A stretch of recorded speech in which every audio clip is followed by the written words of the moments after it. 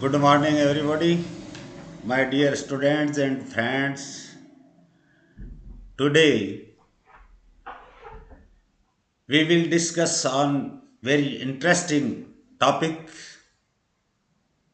metabolism of carbohydrates.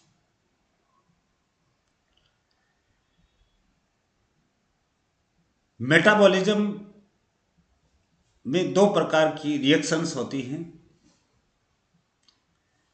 एक catabolic, दूसरी anabolic. Catabolic में कटना यानी जैसे पॉलीसैकेराइड, मैंने जब कार्बोहाइड्रेट का क्लासिफिकेशन बताया था तो carbohydrate is divisible into three forms: monosaccharide, oligosaccharides and polysaccharides.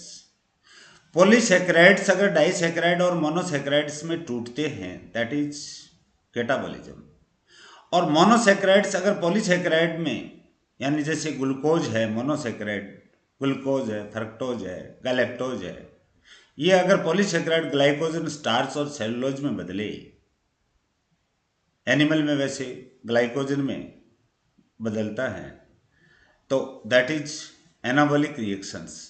तो कैटाबॉलिक और एनाबॉलिक रिएक्शन से मिलकर के एक शब्द बना है मेटाबॉलिज्म। मेटाबॉलिज्म में अपन क्या क्या पढ़ेंगे, इसमें मुख्यतः 5 बड़े क्वेश्चंस आते हैं। किसी भी प्रकार की कोई भी परीक्षा क्यों न हो, चाहे पास कोर्स की हो, चाहे कोई कॉम्पिटिटिव एग्जाम क्यों न हो। पहला, digestion of carbohydrate and absorption of carbohydrate, यानी कार्बोहाइड्रेट का पाचन और उसका अवशोषण। दूसरा क्वेश्चन बनता है ग्लाइकोजिनोलाइसिस एंड ग्लाइकोलाइसिस, ग्लाइकोजन का ग्लूकोज में बदलना। लाइसिस का मतलब होता है ब्रेक डाउन, ग्रीक वर्ड है लाइसिस, मीन्स ब्रेक डाउन, यानी ग्लाइकोजन का लाइसिस हो रहा है, ब्रेक डाउन हो रहा है, किस में? मोनोसैकेराइड ग्लूकोज में हो रहा है, दैट इज ग्लाइकोजिनोलाइसिस। फिर ग्लूकोज टूटेगा एनारोबिक रेस्पिरेशन के द्वारा, दैट इज ग्लाइकोलाइसिस, और सेल के साइटोप्लाज्म में यह क्रिया संपन्न होगी। देन तीसरा, सेल के अंदर पाए जाने वाले माइटोकॉन्ड्रियन के मैट्रिक्स में चलने वाली अभिक्रिया होती है, दैट इज क्रेब साइकिल्स। हैंसलेट क्रेब ने सबसे पहले इसको डिस्कवर किया था, इसलिए उसके सम्मान में इसका नाम रखा गया है क्रेब साइकिल, अपस्टोकस। चौथा क्वेश्चन, फोर्थ क्वेश्चन बनता है पेंटोज फॉस्फेट पाथवे, या इसका दूसरा नाम है hexose monophosphate shunt, HMP shunt. Very important and interesting topic. Fifth question बनता है synthesis of glycogen from monosaccharides, और सिक्स्थ क्वेश्चन बनता है ग्लूकोनियोजेनेसिस, यानी ग्लूकोज का निर्माण जो होगा वो अदर देन कार्बोहाइड्रेट से होगा। ग्लूको का मतलब ग्लूकोज, नियो का मतलब मॉडर्न, आधुनिक, यानी ग्लूकोज का निर्माण जो है अदर देन कार्बोहाइड्रेट से अगर होता है तो उस प्रकार के प्रोसेस को ग्लूकोनियोजेनेसिस कहते हैं। तो ये 6 तो बड़े ऐसे टाइप या मेजर क्वेश्चंस पूछे जाते हैं। 2 प्रकार के इसमें मेटाबॉलिज्म ऑफ कार्बोहाइड्रेट में शॉर्ट नोट पूछे जाते हैं। कोरी साइकिल, कोरी ने खोजी थी, कोरी के सम्मान में कोरी साइकिल रख दिया। दूसरा है oxidative carboxylation of pyruvic acid. ये 2 शॉर्ट नोट के रूप में पूछे जाते हैं। शुरुआत करता हूं मैं question number first, digestion of carbohydrate. Absorption इसके बाद वाले वीडियो में कराऊंगा मैं, क्योंकि बहुत लंबा वीडियो हो जाएगा, बहुत रुचिकर सब टॉपिक है। आप अगर एक बार ढंग से इस वीडियो को वॉच कर लोगे पूर्णतया, टिल डेथ आप भूलने का भी प्रयास करोगे तो भूल नहीं पाओगे, ये मेरा दावा है। इस प्रकार से सिस्टमेटिक तरीके से मैंने इस नोट्स को तैयार किया है, कंटेंट को तैयार किया है। डाइजेशन ऑफ कार्बोहाइड्रेट डेफिनेशन, यानी कॉम्प्लेक्स फूड मटेरियल जो होता है वो एक चेन ऑफ या सीरीज ऑफ रिएक्शंस के द्वारा मोनो सिंपल फूड प्रोडक्ट्स में टूटता है। जटिल भोज्य पदार्थ सरल भोज्य पदार्थों में विभिन्न प्रकार की क्रियाओं के द्वारा, और वो क्रियाएं किसकी होगी? एंजाइमेटिक क्रियाएं होंगी। एंजाइम किस में पाए जाते हैं? जूस में पाए जाते हैं। और जूस किस से स्रावित होगा? डाइजेस्टिव ग्लैंड से, पाचक ग्रंथि से स्रावित होगा। अब अपनी एलिमेंट्री कैनाल के अंदर एलिमेंट्री कैनाल है, उसके साथ में जुड़ी हुई डाइजेस्टिव ग्लैंड्स होती है। Digestive gland digestive juice secrete करती है। डाइजेस्टिव जूस के अंदर डाइजेस्टिव एंजाइम्स पाए जाते हैं, और वो digestive enzymes complex food stuff को सिंपलर फूड स्टफ में तोड़ने का कार्य करते हैं। और वो सिंपलर फूड सब्सटेंसेस जो बनते हैं वो अपने इंटेस्टिनल एपिथेलियल सेल्स या आंतरीय उपकला कोशिकाओं के द्वारा आसानी से अवशोषित किए जा सकते हैं। They need no further digestion, आगे उनके पाचन होने की आवश्यकता नहीं है। This is definition of digestion. The breakdown of complex food stuff into simple food products, for example glucose, by various enzymes. Glycogen का ब्रेकडाउन हो रहा है ग्लूकोज के अंदर, किसके द्वारा? बाय वेरियस एंजाइम्स, और various enzymes are secreted by various digestive glands. These can be easily absorbed by intestinal epithelial cells, जो कि आसानी से आंतरीय उपकला कोशिकाओं द्वारा अवशोषित किए जा सकते हैं. इज नॉन एज डाइजेशन, इसको कहते हैं पाचन. इन food stuffs carbohydrate occurs in following three forms. अपने जो भोज्य पदार्थ जो भी ग्रहण इनटेक करते हैं, अंतःग्रहित करते हैं, उसमें 3 रूपों में कार्बोहाइड्रेट पाया जाता है.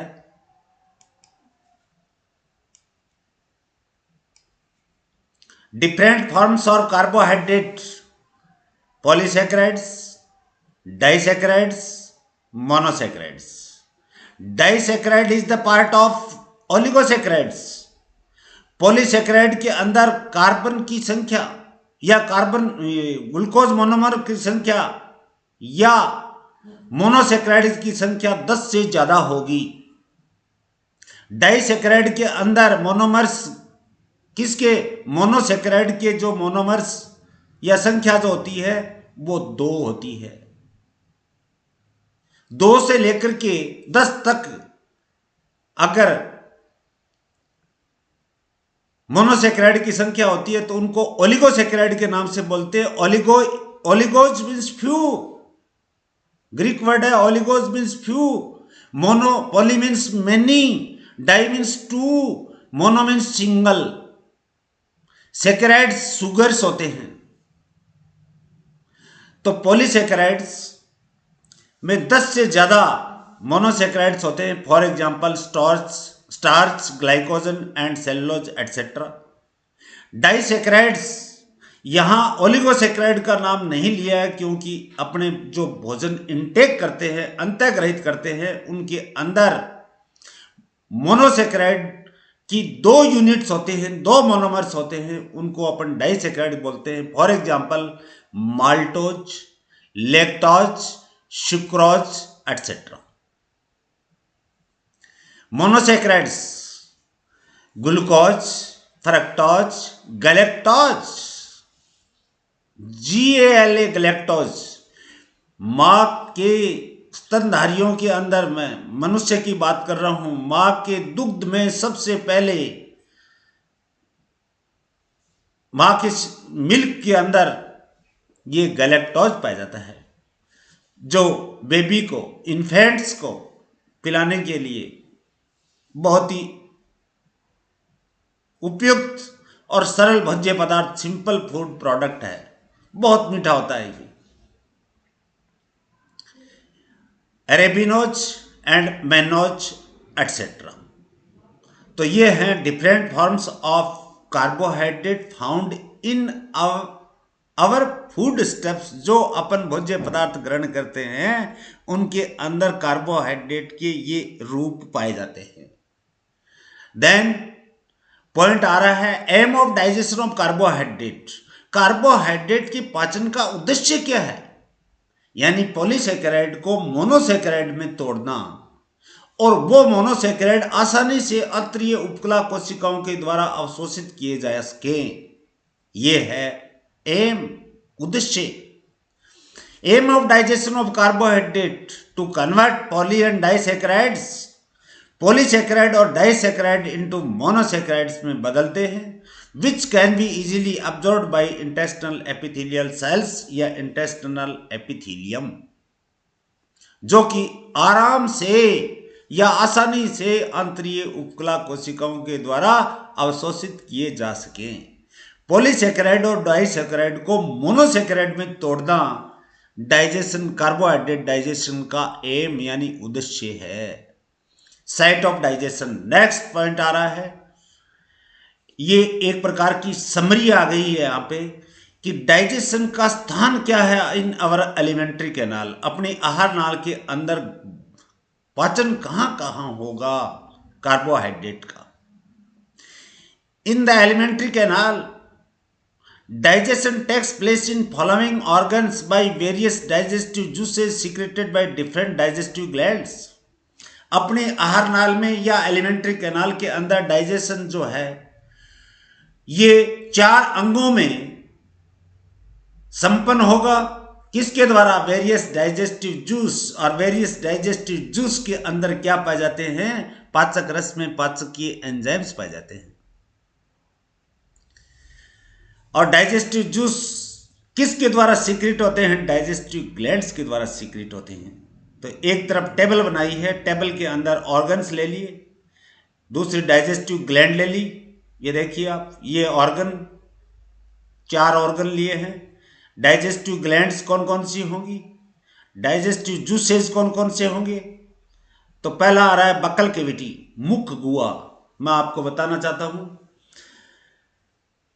anterior aperture of alimentary canal is mouth is surrounded by labrum and labium। ऊपरी होस्ट और निचले ओस्ट द्वारा घिरा हुआ जो छिद्र होता है उसको मुख गुहा कहते हैं, मुख बोलते हैं, छिद्र मुख छिद्र कहते हैं। और मुख opens into the buccal cavity. Buccal cavity किसमें खुलती है? फेरिक्स में। फेरिक्स किसमें खुलती है? जिनमें गर्दन पाई जाती है उसके अंदर। उसोफेगस में जिन जंतुओं में गर्दन नहीं पाई जाती उनमें उसोफेगस अनुपस्थित होगी, for example frog and toads. But यहां अपन एनिमल फिजियोलॉजी में ह्यूमन का ही विशेष तौर से अध्ययन करने जा रहे हैं, तो उसोफेगस भी होगी क्योंकि गर्दन अपने में पाई जाती है। इन डाइजेस्टिव ग्लैंड के द्वारा उसोफेगस से भोजन कहां जाएगा? आमाशय में। आमाशय के बाद में अंतर इंटेस्टाइन चालू हो जाती है। शुरुआत में आती है स्मॉल इंटेस्टाइन, उसके बाद में आती है लार्ज इंटेस्टाइन। स्मॉल इंटेस्टाइन जो होती है divisible into 3 parts, duodenum, jejunum and ilium.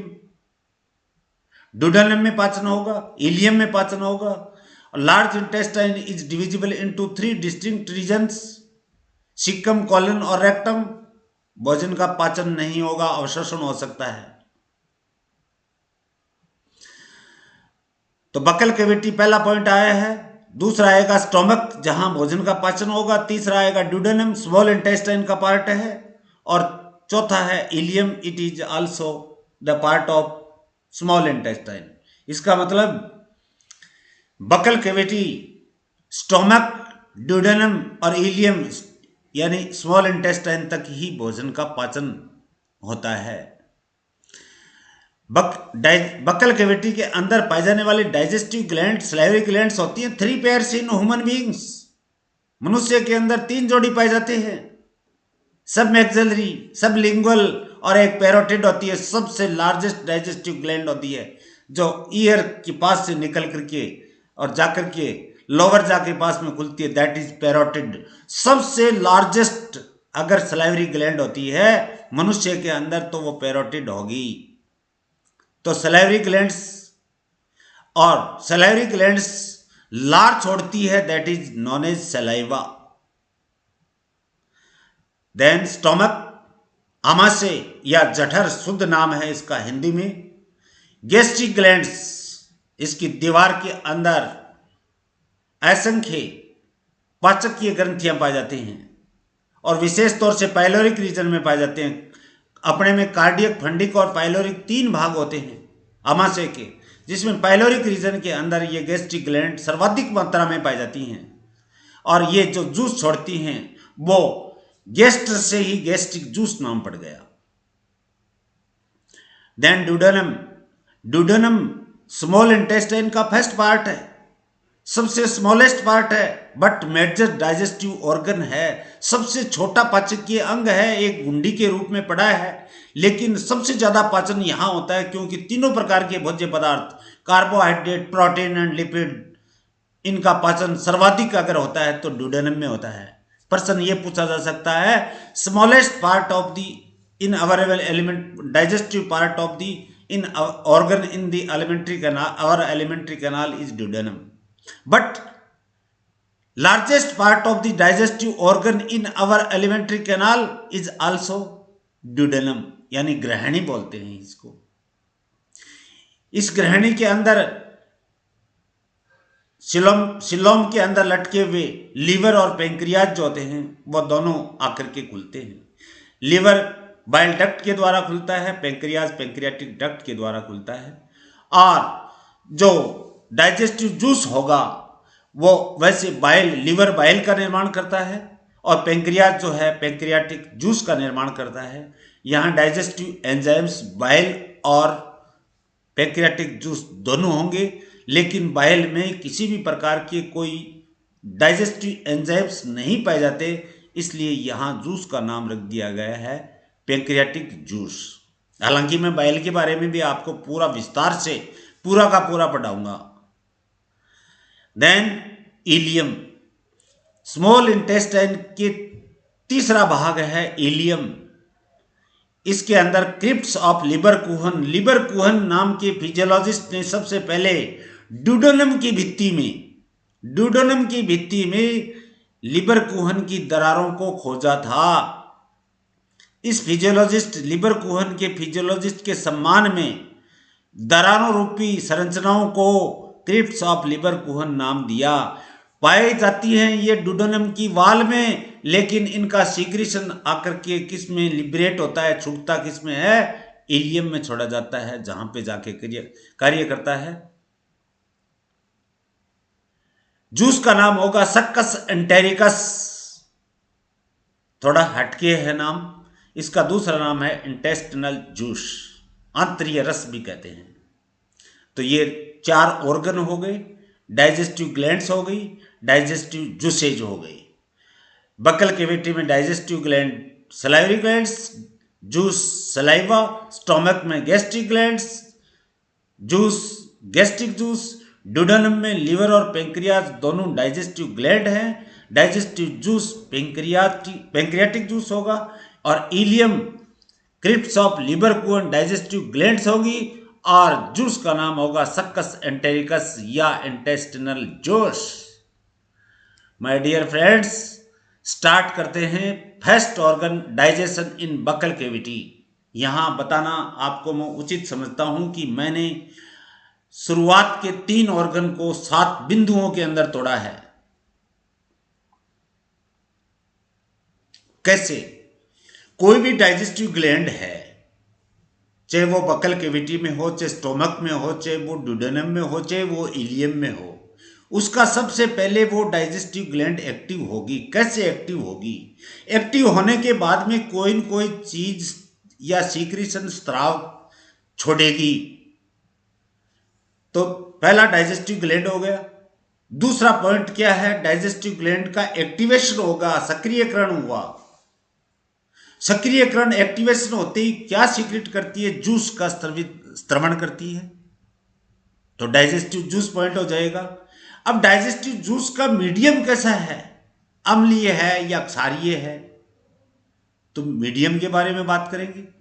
उसके बाद में डाइजेस्टिव जूस में पाए जाने वाले एंजाइम्स कैसे हैं, तो enzymes in digestive juice point आएगा पांचवा। छठा, एंजाइम्स अगर हैं तो वो एंजाइमेटिक रिएक्शंस क्या शो कर रहे हैं, क्या क्या एंजाइमी अभिक्रियाएं प्रदर्शित कर रहे हैं। और सातवां, किसी भी ऑर्गन में अगर पढ़ रहे हैं, जैसे इसमें बक्कल कैविटी में पढ़ेंगे, तो बक्कल डाइजेशन के बाद में जो भोजन पचा, आंशिक रूप से जो भोजन पचा, उस भोजन का स्वरूप क्या होगा, रूप क्या होगा, फॉर्म क्या होगी। 7 बिंदुओं के अंदर मैंने आपको समझाने का प्रयास किया है। लास्ट वाली इलियम जो आएगी, इसके अंदर पाचन पूर्णतया हो जाएगा, तो कोई भी form of the food after digestion in ileum region में नहीं बचेगा। तो वहां 6 पॉइंट आएंगे, तो 7 बकल कैविटी में आएंगे, 7 स्टोमक में आएंगे पॉइंट, 7 आएंगे डुडेनम में, 21 हो गए, और 6 पॉइंट आएंगे इलियम में। टोटल पॉइंट की संख्या होगी 30 नहीं 27।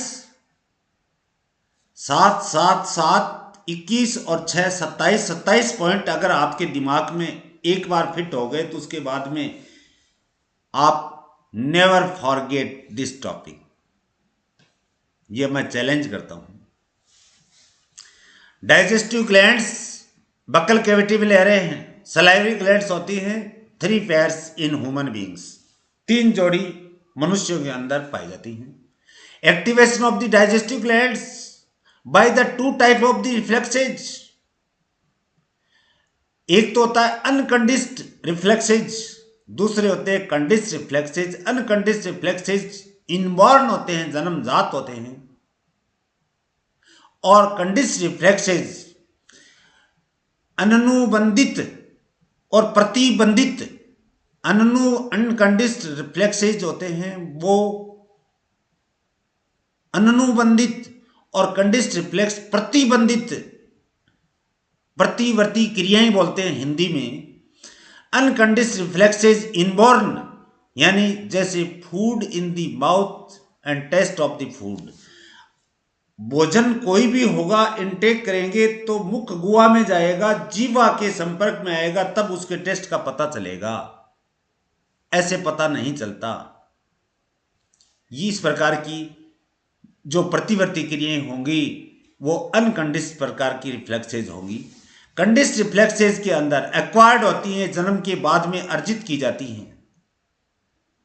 जैसे आपने एक बार कोई मिठाई का टेस्ट ले लिया, ये गुलाब जामुन है, ये कोई भी स्वीट, कोई भी चीज का टेस्ट एक बार जन्म लेने के बाद में ले लिया, तो आपको उसके टेस्ट के बारे में पूर्णतः ज्ञान हो चुका। ज्ञान होने के बाद में जैसे कोई मिठाई की दुकान के आगे से जाते हैं और शीशे लगे हुए होते हैं, उनके अंदर मिठाइयाँ पड़ी और आपको उनके टेस्ट के बारे में ध्यान है, तो मुंह में से अपने आप सलाइवा सीक्रेट होने लग जाएगा, मुंह में से लार टपकने लग जाएगी। कारण कि आपको कंडिस्ड रिफ्लेक्सेस, प्रतिबंधित प्रतिक्रियाएं जो हैं, या जो जन्म के बाद में आपने उस मिठाई का टेस्ट एक बार ले लिया है, तो आप उसको देखोगे, उसकी गंध भी आ सकती है। Even thinking of good food, इसके 3 उदाहरण दिए हैं मैंने।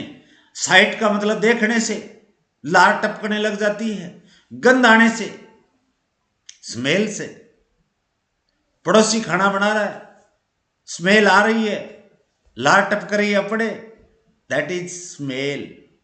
क्योंकि आपने जन्म के बाद में अर्जित कर लिया है कि ये मिठाई ये बन रही है, इसकी ये पहले से अपनी खाई हुई है, इसका टेस्ट ऐसा होता है। And even thinking of good food, मात्र कोरी कोरी बैठे बैठे कल्पना करने से भी कि माता जी खाना बना रही है, बड़ा स्वादिष्ट खाना बना रही है, तो भी मुंह में से लार टपकने लग जाती है। These are the examples of conditioned reflexes, sight, smell and even thinking of good food. मात्र अच्छे भोजन की कल्पना करने से भी सलाइवा का सीक्रेशन प्रारंभ हो जाता है, यानी डाइजेस्टिव ग्लैंड जो सलाइवरी ग्लैंड्स हैं वो एक्टिव हो जाती हैं। अब एक्टिव होने के बाद में क्या छोड़ेंगी माय डियर स्टूडेंट्स? जूस छोड़ेंगी, that is saliva. Digestive juice क्या होगा? सलाइवा होगा, यानी लार। मीडियम ऑफ डाइजेशन हल्का सा अम्लीय होता है, न्यूट्रल पीएच होती है 7, उदासीन पीएच पोटेंशिया हाइड्रोजिना या concentration of the hydrogen ions 7 neutral होती है। उससे नीचे की तरफ अपन चलते हैं 6, 5, 4, 3 तो अम्लीयता बढ़ती जाती है, एसिडिटी बढ़ती जाती है। और 7 से ऊपर 8, 9, 10 की तरफ बढ़ते हैं तो क्षारीयता बढ़ती जाती है। तो हल्की सी स्लाइटली एसिडिक यानी हल्का सा अम्लीय माध्यम होता है। Enzymes and digestive juice, juice क्या है? सलाइवा, सलाइरी अमाइलेज, लेकिन वो अल्फा होगा। इसके कई नाम पुराने समय के अंदर इसका नाम इन्वर्टेस भी रखा गया था, इसको टाइलिन भी रखा गया, लेकिन दैट इज आजकल जो सर्वमान्य जो एंजाइम जो है उसका नाम है सलाइवरी अमाइलेज, बट अल्फा चैन के रूप में है, बीटा चैन में नहीं है, न गामा में है। तो सलाइवरी अल्फा अमाइलेज या ptyalin which was named by Swedish chemist Jons Berzelius. ये सलाइवरी अल्फा एमाइलेज जो नाम दिया था ये स्वीडन का रहने वाला एक रसायन विशेषज्ञ था, केमिस्ट था, जोहान्स बर्जिलियस। उन्होंने सलाइवरी अल्फा एमाइलेज का सबसे पहले प्रयोग किया। छठा पॉइंट आएगा एंजाइमेटिक रिएक्शंस। अब एंजाइमेटिक रिएक्शन बकल कैविटी में क्या कैसे चलती हैं? टाइलिन या salivary alpha amylase act on starch. आलू खाया, स्टार्च है पॉलीसेकेराइड के रूप में, तो पॉलीसेकेराइड चेंजिंग इनटू डाइसेकेराइड यानी maltose. This reaction takes place in following manner. जिस अभिक्रिया को अपन निम्न प्रकार से प्रदर्शित कर सकते हैं। स्टार्च के साथ में टाइलिन या सलाइवरी अल्फा एमाइलेज जब क्रिया करता है तो इनसॉल्युबल स्टार्च को सॉल्युबल स्टार्च में बदलता है सबसे पहले। अब soluble starch in the presence of salivary amylase S.A. का मतलब है सलाइवरी एमाइलेज जब इसके ऊपर क्रिया जारी रखता है तो कुछ मात्रा में तो डाइसेक्राइड बन जाता है माल्टोज, पार्शियली आंशिक रूप से, लेकिन मैक्सिमम ये बदलता है इरिथ्रोडैक्स्टिन में। इरिथ्रोडैक्स्टिन के ऊपर भी सलाइवरी एमाइलेज क्रिया करता है, जारी रखता है, तो कुछ मात्रा में या आंशिक मात्रा में तो डाइसेक्राइड या माल्टोज बन जाता है, लेकिन इरिथ्रोडैक्स्टिन चेंजेज इनटू या कन्वर्ट्स इनटू एक्रोडैक्स्टिन। एक्रोडैक्स्टिन के ऊपर भी सलाइवरी एमाइलेज अभी क्रिया जारी रख रहा है तो बन जाएगा स्टेबल डैक्स्टिन, साथ में कुछ मात्रा के अंदर बनेगा माल्टोज। अब स्टेबल डैक्स्टिन के ऊपर अगर फिर सलाइवरी एमाइलेज क्रिया जारी रखता है तो पूरा का पूरा स्टेबल डैक्स्टिन जो बना वो डाइसेक्राइड माल्टोज में बदल जाएगा। This is the enzymatic reaction scheme.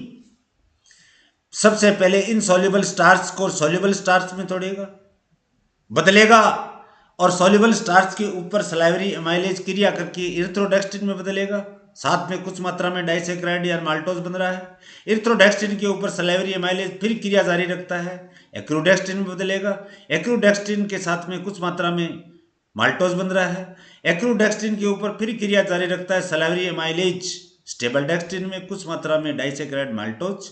Stable डैक्स्टिन के ऊपर सलाइवरी एमाइलेज क्रिया जारी रखता है तो पूरा का पूरा stable dextrin converts into disaccharide maltose. सातवां पॉइंट हो जाएगा forms of the food after digestion in buccal cavity. मुख गुहा में पाचन के फलस्वरूप भोजन का स्वरूप कैसे होगा? एक लुगदी सी बनती है, Partially digested food after buccal digestion is called bolus. Very important point. आमाशय में नहीं, मुख गुहा में आंशिक रूप से पचे हुए भोजन का स्वरूप का नाम लिखिए, that is called bolus, which is carried down the pharynx and esophagus by peristalsis and finally reaches to stomach. जो किसमें पहुंच जाता है? कर्माकुंचन की क्रिया द्वारा, पेरिस्टालसिस की क्रिया के द्वारा, जो इनवॉलेंट्री रिएक्शन है, इसके ऊपर ब्रेन का कोई नियंत्रण नहीं होता, ऑटोनॉमस नर्वस सिस्टम के द्वारा, पेरिस्टालसिस द्वारा ये फेरिंक्स और उसोफेगस से होता हुआ आमाशय में पहुंच जाता है। यानी बक्कल कैविटी में आंशिक रूप से पचा हुआ भोजन बोलस कहलाता है और ये बोलस कर्माकुंचन की क्रिया विधि द्वारा फेरिंक्स यानी ग्रसनी और ग्रसिका उसोफेगस के द्वारा ये finally reaches to the stomach, second digestive organ में पहुंच जाता है। डाइजेशन इन स्टोमक पॉइंट 7 वही होंगे। पहला डाइजेस्टिव ग्लैंड्स, दूसरा activation of the digestive gland, तीसरा डाइजेस्टिव जूस, चौथा है मीडियम ऑफ डाइजेशन, पांचवा है एंजाइम्स इन डाइजेस्टिव जूस, छठा है एंजाइमेटिक रिएक्शंस, सातवां है form of the food after gastric digestion. ये पॉइंट अगर आपके याद हैं एक बार तो टॉपिक बड़ा आसान होगा। Next, digestion in stomach, digestive glands gastric glands होती हैं और सर्वाधिक मात्रा में ये आमाशय के 3 रीजन होते हैं अपने में, कार्डियक, फंडिक, पाइलोरिक रीजन के अंदर सर्वाधिक मात्रा में ये ग्लैंड्स, गैस्ट्रिक ग्लैंड्स या पाचकीय ग्रंथियां या जठर ग्रंथियां उपस्थित होती हैं। Activation of the digestive glands, digestive gland या गैस्ट्रिक ग्लैंड्स का एक्टिवेशन कैसे हुआ? By reflex stimulation of vagus nerve due to sight, smell and taste of the food. Vagus nerve के स्टिमुलेशन द्वारा एक रिफ्लेक्स एक्शन हुआ वेगस नर्व के द्वारा। वेगस नर्व अपने 10वीं क्रेनियल नर्व होती है। अपने में रेप्टाइल, एविज और मैमल्स में क्रेनियल नर्व की संख्या 12 जोड़ी होती है, जिसमें से 10वीं जोड़ी जो है वो वेगस नर्व की होती है और बोलते हैं सिंगुलर वर्ड में वेगस नर्व है। और वेगस नर्व जो है वो रिस्पॉन्सिबल होती है किस किस को रेगुलेशन करने के लिए कि जो इंटरनल ऑर्गन फंक्शंस होती हैं, जैसे पाचन, हार्ट रेट, रेस्पिरेशन रेट या रेस्पिरेटरी रेट, और इनके साथ साथ में ये कफिंग, जैसे कफ का आना, इसको रोक नहीं सकते, छींक आना, स्नीजिंग, इसको रोक नहीं सकते, स्वेलोइंग, निगलना, एंड उल्टी का होना, वॉमिटिंग होना, ये भी वेगस नर्व ये रेगुलेट करती है। यहाँ डाइजेशन को रेगुलेट करने वाली है, यानी इन डाइजेस्टिव ग्लैंड या गैस्ट्रिक ग्लैंड को एक्टिव करने में 10th cranial nerve vagus nerve का मेजर रोल बताया है। सेकंड आ रहा है by a hormone called gastrin hormone, secreted by mucosa. ये भी म्यूकोसा जो है ये पाइलोरिक रीजन में पाए जाने वाला जो म्यूकोसा है वहाँ सर्वाधिक, और आमाशय के पूरी वाल में पाए जाने वाला जो म्यूकोसा है, म्यूकोसा जो लेयर होती है उनके अंदर पाए जाने वाली जो ग्लैंड्स होती हैं एंडोक्राइन ग्लैंड की तरह कार्य कर रही हैं, उससे एक हार्मोन स्रावित होता है, दैट इज गैस्ट्रिन हार्मोन, जो कि सबसे पहले ब्लड में आएगा और ब्लड से जाने के बाद में वापस reaches to the stomach by circulation, then it stimulates gastric gland. उसके बाद में ये किसको उत्प्रेरित करता है? पाचक ग्रंथियों को और गैस्ट्रिक ग्लैंड यानी जठर ग्रंथियों को टू सीक्रेट डाइजेस्टिव जूस। किसके लिए? डाइजेस्टिव जूस को सीक्रेट करने के लिए ये गैस्ट्रिन हार्मोन उत्प्रेरित करता है। एक पॉइंट पर्सन और बनता है, hormonal control of the digestion. तो डाइजेस्टिव जूस हो जाएगा वेगस नर्व और गैस्ट्रिन वेगस नर्व के द्वारा रिफ्लेक्स एक्शन स्टिमुलेशन द्वारा, और एक हार्मोन गैस्ट्रिन हार्मोन के द्वारा ये डाइजेस्टिव ग्लैंड गैस्ट्रिक ग्लैंड्स होती हैं ये एक्टिव हो जाती हैं, और एक्टिवेशन के बाद में जूस का निर्माण करेंगी। उस जूस को बोलते हैं गैस्ट्रिक जूस। फोर्थ, आमाशय के फंडिक पार्ट में अपने में मनुष्यों के अंदर कार्डियक, फंडिक और पाइलोरिक 3 भाग है। फंडिक पार्ट में एक विशेष प्रकार की स्पेशलाइज्ड सेल्स होती हैं, विशिष्टीकृत कोशिकाएं होती हैं जिनको ऑक्जेंटिक सेल्स बोलते हैं, और ऑक्जेंटिक सेल्स लगातार HCl का सीक्रेशन प्रारंभ करती रहती हैं अगर डाइजेस्टिव ट्रैक्ट एक्टिव है तो।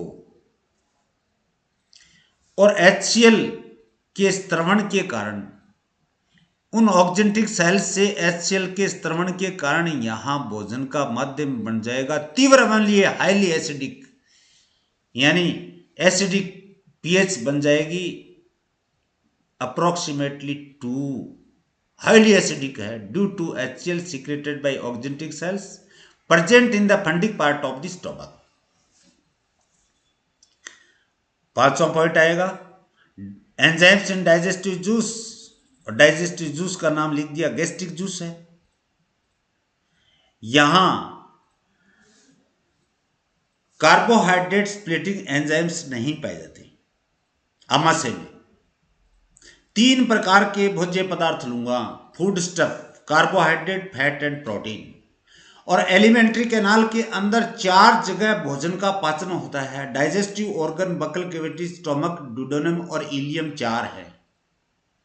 तीनों प्रकार के फूड स्टफ का पाचन 3 ही जगह होगा। जैसे आमाशय में कार्बोहाइड्रेट का नहीं होगा तो प्रोटीन और लिपिड का बकल कैविटी में नहीं होगा। 4 डाइजेस्टिव ऑर्गन है, फूड स्टफ मेजर 3 है, तो 3 ऑर्गन में ही, डाइजेस्टिव ऑर्गन में ही डाइजेशन होगा। चारों डाइजेस्टिव ऑर्गन में इन भोज्य पदार्थों का कार्बोहाइड्रेट, फैट एंड प्रोटीन का नहीं होगा, सिर्फ 3 जगह ही होगा। अब यहां carbohydrate splitting enzymes are entirely absent in gastric juice, therefore no digestion of carbohydrate takes place in stomach, जिसके कारण से आमाशय के अंदर किसी भी प्रकार की कार्बोहाइड्रेट का पाचन नहीं होता। Only proteins and fats are digested here. यहां तो ओनली प्रोटीन्स एंड फैट्स का ही पाचन संपन्न या संपादित होता है। 6th, enzyme reactions. अगर एंजाइम ही नहीं है तो एंजाइमेटिक रिएक्शन या एंजाइम रिएक्शन नन होंगी, कोई नहीं। नील नहीं होगा, नन कोई नहीं। नील अलग जगह काम में आता है, नन अलग जगह काम आता है। देन फॉर्म, यदि मुद्रास्फीति है, फुटबॉल का स्कोर है, वहां 1 नील नाम आता है। यहां नन होगा, नील नहीं होगा, जबकि अधिकांशतया मेडिकल साइंस के अंदर भी नील का प्रयोग होता है, इकोनॉमिक्स में भी नील का प्रयोग होता है। यहां नील का प्रयोग न होकर के नन का प्रयोग होगा। Forms of the food after gastric digestion, यहां HCl के द्वारा भोजन के अंदर पाए जाने वाले जो हार्मफुल बैक्टीरिया थे वो नष्ट हुए। भोजन का स्वरूप कुछ रूप में यहां आंशिक रूप से पाचन संपन्न हो रहा है। तो partially digested food after gastric digestion is called chyme, which enters into the duodenum through pyloric valve। Pyloric valve के द्वारा पाइलोरिक वाल्व में स्फिंक्टर मसल्स होती हैं जो आवश्यकता पड़ने पर खुल जाती हैं, नहीं बंद रहती हैं। जब आमाशय में पाचन हो जाता है तो पाइलोरिक वाल्व ओपन हो जाता है और भोजन कहाँ, आमाशय में पचा हुआ, आंशिक रूप से पचा हुआ भोजन जो ये कायम है, ये कहाँ पहुँच जाएगा, ड्यूडेनम में पहुँच जाएगा। तो अब नेक्स्ट आएगा डाइजेशन इन ड्यूडेनम। वही 7 point. Digestive glands, bile duct coming from liver, pancreatic duct coming from pancreas, open into the duodenum. Bile duct आ रही है, पैंक्रियाटिक डक्ट आ रही है। बाइल डक्ट किससे आ रही है, लीवर से आ रही है, यकृत से आ रही है। पैंक्रियाटिक डक्ट पैंक्रियास से आ रही है, दोनों आकर के ड्यूडेनम में या ग्रहणी में खुल रही है। In addition to these, crypts of Lieberkühn are also found in the duodenal wall. मैं पहले भी बता चुका हूं, क्रिप्ट्स ऑफ लिवर कुहन नाम की जो डाइजेस्टिव ग्लैंड्स होती हैं वो ड्यूडेनम की भित्ति में पाई जाती है, लेकिन इनका सीक्रेशन का फंक्शंस कहाँ होता है, इलियम में, यहां नहीं होता।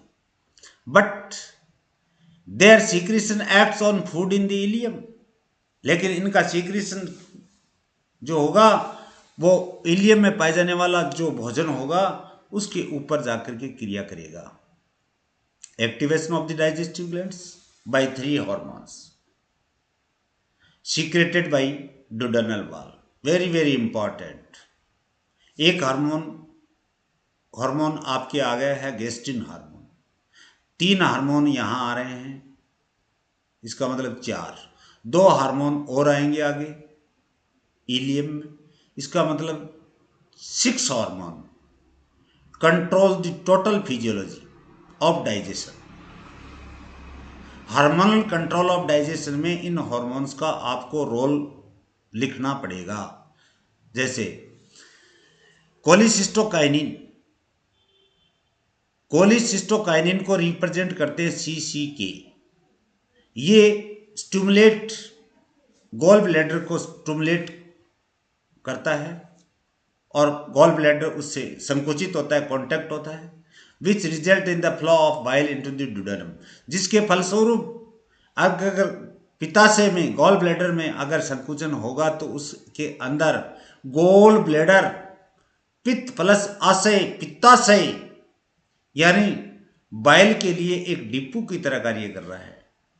डिपो कोई भी चीज, जैसे कोई जयपुर डिपो,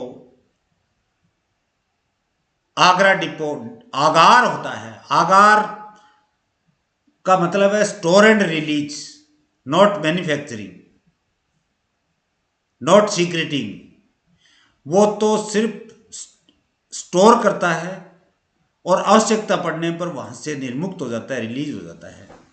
तो गॉल ब्लैडर बाइल को जो लीवर से बनकर के आ रहा है उसको स्टोर करता है और आवश्यकता पड़ने पर रिलीज हो जाता है और ड्यूडेनम में जाकर के खुलता है, जाकर के लिबरेट हो जाता है, और वो हार्मोन के द्वारा ये क्रिया संपन्न हो रही है, दैट इज कोलिसिस्टोकाइनिन।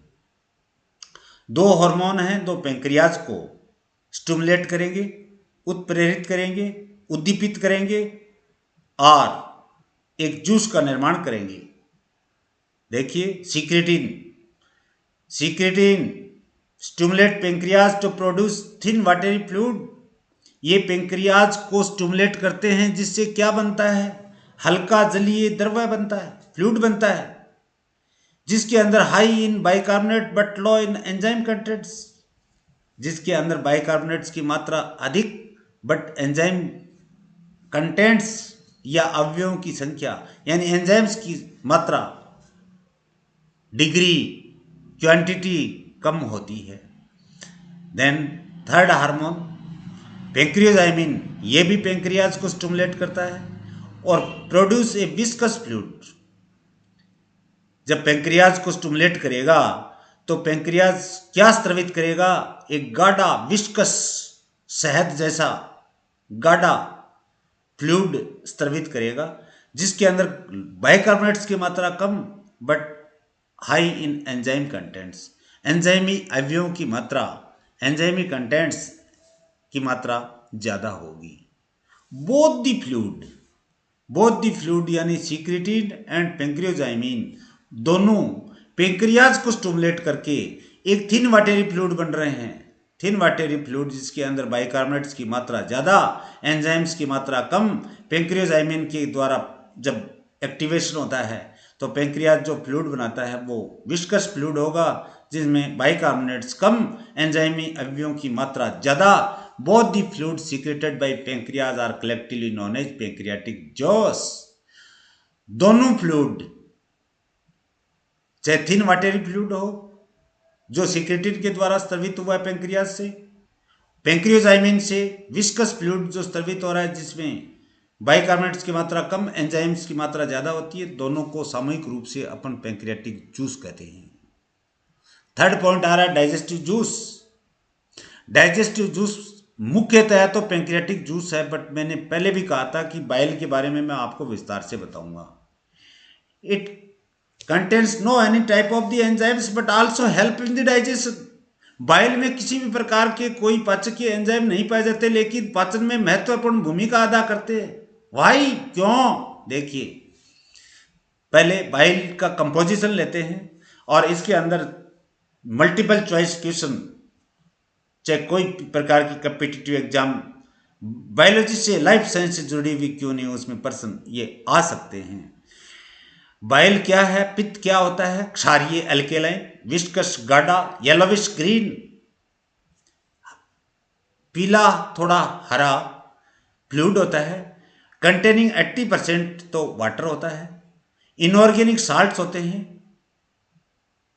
किसके? Chloride, carbonate and phosphate of sodium, calcium and potassium के। पोटेशियम, कैल्शियम, सोडियम के फॉस्फेट हो सकते हैं, कार्बोनेट हो सकते हैं, क्लोराइड हो सकते हैं। ऑर्गेनिक साल्ट्स वेरी इंपॉर्टेंट चीज है। Organic salts, right the two name of the organic salts found in the bile, sodium glycolate and sodium taurocholate. ये दो ऑर्गेनिक साल्ट्स होते हैं। ये ऑर्गेनिक साल्ट्स वसा का इमल्सिफिकेशन का कार्य करेंगे, वसा को छोटी छोटी बूंदों में तोड़ने का कार्य करेंगे, और टू बाइल पिगमेंट्स पाए जाते हैं, पित्त वर्णक। It is also very important question. Biliverdin and bilirubin, इसकी स्पेलिंग अधिकतर बच्चे गलती करते हैं, बिलीरुबिन कर देते हैं, बिलीरुबिन होता है। अल्दो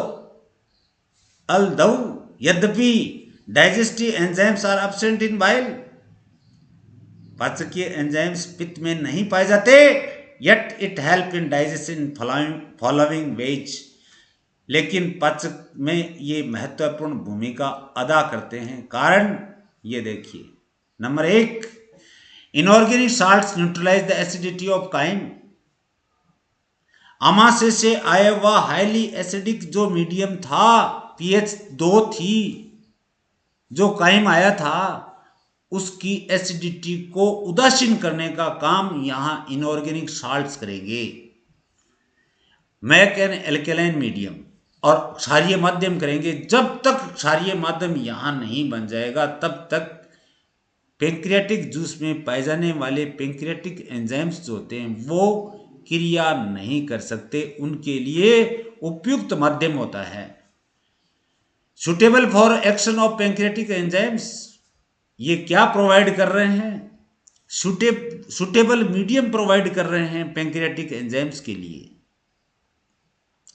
अगर अम्लीय माध्यम रहेगा तो ये एंजाइम कार्य नहीं करेंगे। और inorganic salt also destroy harmful bacteria etcetera present in food. इनके इनऑर्गेनिक साल्ट्स जो है ये फूड में पाए जाने वाले कोई हार्मफुल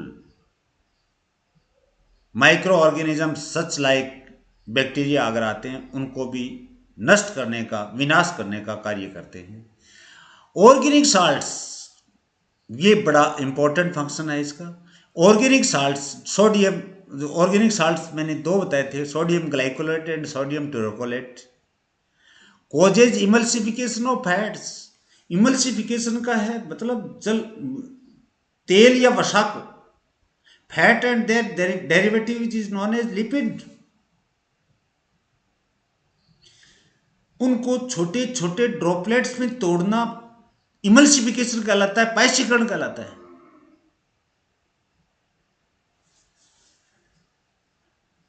तो ऑर्गेनिक साल्ट्स इमल्सिफिकेशन फैट का करने में, पायसीकरण करने में बहुत महत्वपूर्ण भूमिका अदा करते हैं। दूसरा जूस कौन सा है अपने पास में? मुख्य जूस पैंक्रियाटिक जूस। एंजाइम्स इन पैंक्रियाटिक जूस। पैंक्रियाटिक जूस में कार्बोहाइड्रेट को पचाने वाला या कार्बोहाइड्रेट स्प्लिटिंग एंजाइम्स एक ही होगा, पैंक्रियाटिक अमाइलेज। जिस ऑर्गन में पाया जाता है उस ऑर्गन का डाइजेस्टिव जूस का नाम प्रीफिक्स के रूप में अपन रख रहे हैं gastric amylase, gastric. Salivary amylase saliva juice में पाया जाता है। यहाँ पैंक्रियाटिक जूस में पाया जाता है पैंक्रियाटिक अमाइलेज। गैस्ट्रिक अमाइलेज नहीं होगा, उदाहरण के तौर पे बताया है। अब आगे इलियम में आएगा, तब सक्कस एंटेरिकस या इंटेस्टिनल जूस होगा तो वहाँ इंटेस्टिनल अमाइलेज हो जाएगा। तो अमाइलेज से आगे जूस का नाम प्रीफिक्स के रूप में उसी ऑर्गन में जोड़ देते हैं। Enzymatic reaction, it is similar in action to salivary amylase. जैसे सलाइवरी अमाइलेज पॉलीसेकेराइड को डाइसेकेराइड या डाइसेकेराइड में तोड़ने का कार्य करता है, वैसे ही ये पैंक्रियाटिक अमाइलेज कार्य करता है। अगर रिमेनिंग स्टार्च बच गई है तो उसको हाइड्रोलाइजिंग करके माल्टोज में तोड़ने का कार्य करेगी। Remaining starch converts into maltose in the presence of P dot amylase यानी pancreatic amylase. Form of the food after digestion, 7 point.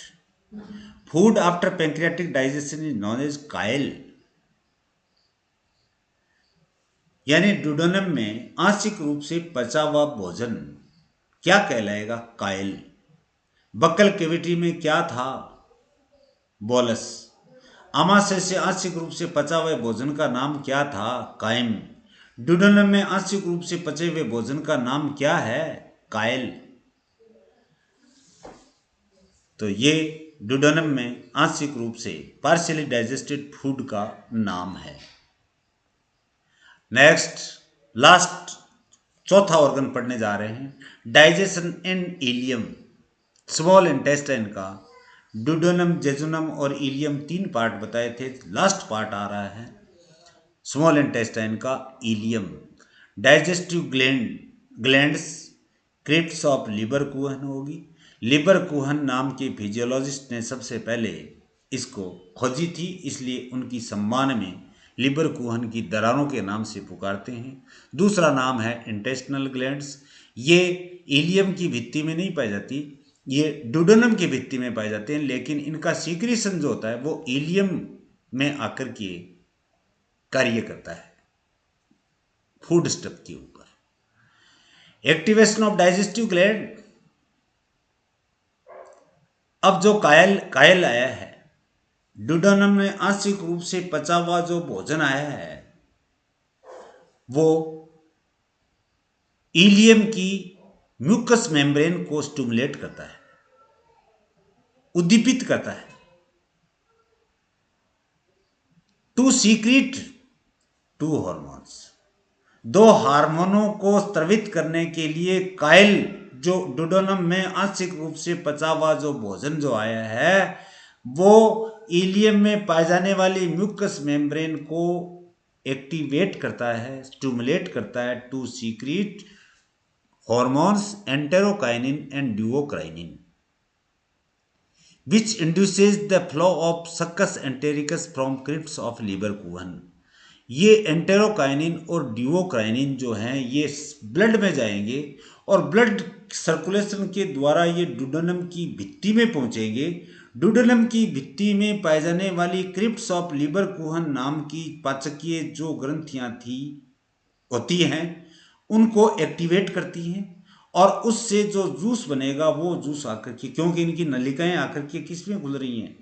Ilium में आकर के खुल रही हैं, उनको एक्टिवेट करने का कार्य करेंगी। ये दो हार्मोन, दोनों हार्मोन एंटेरोकाइनिन और ड्यूओकाइनिन जो हैं वो क्रिप्स ऑफ लिवर कुहन को एक्टिवेट करके उससे जो जूस बनेगा सक्कस एंटेरिकस या इंटेस्टिनल जूस, उसको इलियम में लिबरेट करने का, छोड़ने का कार्य करेगी। डाइजेस्टिव जूस सक्कस एंटेरिकस या intestinal juice. Medium of digestion alkaline, pH is approximately 8। अपने ब्लड की pH 7.4 होती है, यहाँ मध्यम ब्लड से ज़्यादा हो गया, क्षारीय हो गया। एंजाइम्स इन डाइजेस्टिव जूस यानी सक्कस एंटेरिकस या पांचवा पॉइंट जो आ रहा है, या इंटेस्टिनल जूस जो होता है, उनके अंदर पाए जाने वाले एंजाइम्स कौन कौन से होते हैं? एक तो एमाइलेज ही होगा, और इंटेस्टिनल जूस में है, इसका मतलब इसका नाम प्रीफिक्स इंटेस्टिनल जोड़ दिया तो इंटेस्टिनल एमाइलेज। माना कि कोई पॉलीसेकेराइड अभी भी स्टार्च के रूप में पड़ा है आंशिक रूप से, तो उसको डाइसेकेराइड में तोड़ने का कार्य करेगा intestinal amylase. Maltase, sucrase, lactase etcetera. Next, enzymatic या एंजाइम रिएक्शंस। इंटेस्टिनल अमाइलेज, ये देखिए इंटेस्टिनल अमाइलेज तो रिमेनिंग स्टार्च अगर है अभी भी, तो उसको माल्टोज में तोड़ने का कार्य करेगा, डाइसेकेराइड में तोड़ने का कार्य करेगा। कौन सा एंजाइम? Intestinal amylase. माल्टोज के ऊपर माल्टेज क्रिया करेगा। ये माल्टेज एंजाइम माल्टोज को ग्लूकोज की 2 यूनिट में तोड़ देगा। एक मोनोमर, 2 मोनोमर बनेंगे, दोनों सिमिलर होंगे, ग्लूकोज प्लस ग्लूकोज। ध्यान देने वाली बात है यहां पर। सुक्रोज के ऊपर सुक्रेज क्रिया करेगा, या इसको इन्वर्टेज भी बोलते हैं। इससे ग्लूकोज प्लस फ्रक्टोज बनेगा। ग्लूकोज माल्टोज से बन रहा है, डाइसेकेराइड सुक्रोज से ग्लूकोज प्लस फ्रक्टोज बनते हैं इन the presence of sucrase enzyme या इन्वर्टेज एंजाइम। लैक्टोज के ऊपर लैक्टेज अगर अभिक्रिया करता है तो इसको ग्लूकोज प्लस गैलेक्टोज में तोड़ देता है, GALA गैलेक्टोज। सबसे मीठा स्वीट मोनोसेकेराइड, और होमोसेपियंस के फीमेल के मिल्क में पाया जाता है मुख्यतः। सिंपल, सबसे सिंपल अब्जॉर्बेबल अगर मोनोसेकेराइड है, गैलेक्टोज है। तो in this way after intestinal digestion, यहां देखिए पॉइंट कितने हैं, 6 है।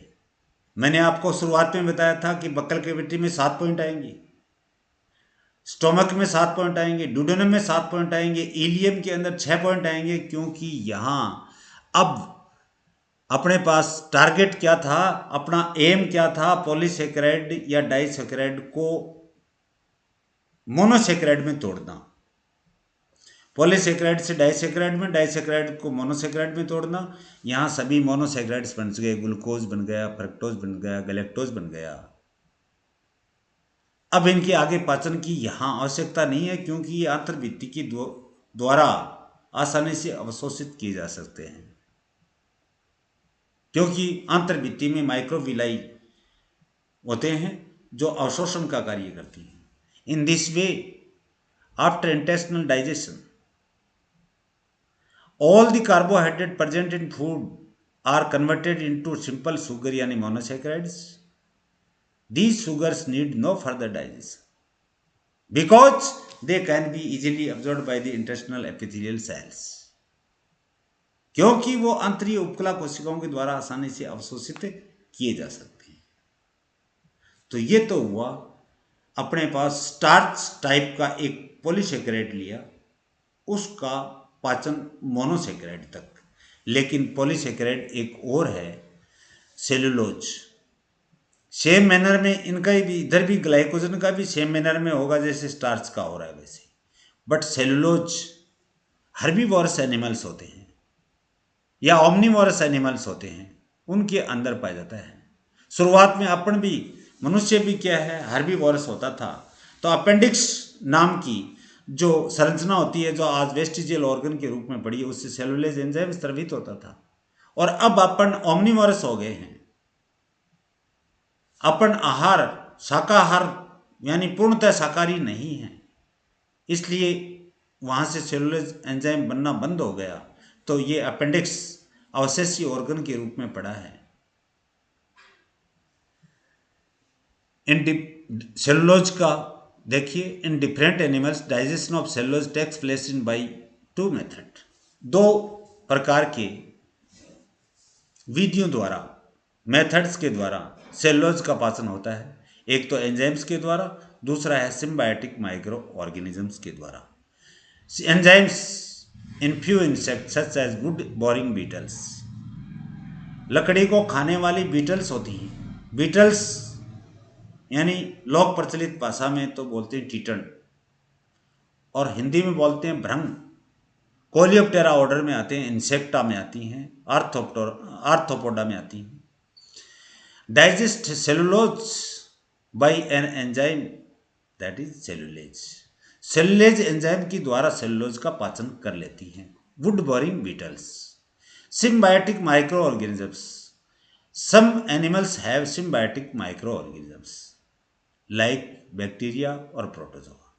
कुछ जंतु ऐसे होते हैं जिनके अंदर सहजीवी, सहजीवी का मतलब, सहजीवन का मतलब क्या है कि दो विभिन्न जातियों के जंतु एक साथ रह रहे हैं और दोनों को पारस्परिक फायदा हो रहा है, नुकसान नहीं हो रहा है, दोनों को पारस्परिक म्यूचुअल बेनिफिट हो रहा है। ये माइक्रो ऑर्गेनिजम्स जो होते हैं उनको तो रहने के लिए आवास मिल रहा है, और जिस जंतु में रह रहा है उसके अंदर सेलुलोज का पाचन कर रहा है, दैट इज सेल सिम्बायोसिस, सहजीवन, जीवन की सबसे सफल पद्धति। Like bacteria and protozoa in certain specific part of their alimentary canal, यानी कुछ जंतुओं के एलिमेंट्री कैनाल के अंदर कुछ बैक्टीरिया और प्रोटोजोआ पाए जाते हैं जो सहजीवन व्यतीत करते हैं। These micro organisms digest cellulose, ये माइक्रो ऑर्गेनिजम्स या सूक्ष्म जीव जो होते हैं ये सेलुलोज का पाचन करते हैं। Present in the food, for example in the hindgut of termite and wood eating cockroach Cryptocercus. जैसे टर्माइट या दीमक और वुड ईटिंग जो कॉकरोच, जिसे एक जीनस लिया है क्रिप्टोसेरस, इनके अंदर बैक्टीरिया और ट्राइकोनिम्फा जैसे प्रोटोजोन्स पाए जाते हैं। वो क्या करते हैं, सेलुलोज का फर्मेंटेशन करने में सहायता करते हैं, किण्वन की क्रिया करने में सहायता करते हैं, जिसके कारण से भोजन का, सेलुलोज का डिग्रेडेशन हो जाता है। In few mammals such as horse, rabbit, digestion of cellulose occurs in caecum by micro organisms. घोड़ा और खर्रा जो होता है, रेबिट जो होता है, ये बड़ी आंत्र के अंदर सिकम, कॉलन और रेक्टम, लार्ज इंटेस्टाइन के जो पार्ट होते हैं, सिकम के अंदर जो माइक्रो ऑर्गेनिजम्स होते हैं, वहां जाकर के सेलुलोज का पाचन करने में ये माइक्रो ऑर्गेनिजम्स घोड़े और रेबिट एटसेट्रा में सहायता करते हैं। ये हुआ डाइजेशन ऑफ कार्बोहाइड्रेट। एक तरफ स्टार्च ले लिया, या अगर ग्लाइकोजन लिख दो तो एक ही बात है, दूसरी तरफ सेलुलोज का ले लिया। नेक्स्ट वाले वीडियो में अपन पढ़ेंगे absorption of end product of digested carbohydrates. My dear friends, आपकी समझ में आ गया होगा। अगर मेरी समझ में कोई असुविधा नहीं होगी, फिर भी कोई अगर असुविधा होगी तो आप मेरे कमेंट बॉक्स पे कमेंट करके आप सुझाव ज़रूर दीजिए, मैं सुधार करने का प्रयास करूँगा। Thank you for watching my video.